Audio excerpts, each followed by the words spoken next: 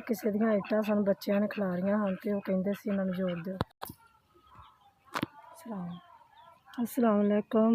हर तरह ना मैनू 8000 रुपया मिलिया, आ 6वीं दफ़ा मिलिया। भला होवे तुहाडे बच्चे जीन, अल्लाह पाक तुहाडी तंदुरुस्ती दे, अल्लाह तुहानू चोखा दे, तुहाडे अल्लाह कारोबार च बरकत पाए। तुसीं मेरे बच्चों का ख्याल किया, अल्लाह तुहानू चोखा चोखा दे। भाजी जेह्ड़े तुसीं पैसे भेजदे जे इंदे नाल मेरे 100 खर्चे बच्चों के मेरे ना बड़े मसाल हल हो जाते हैं।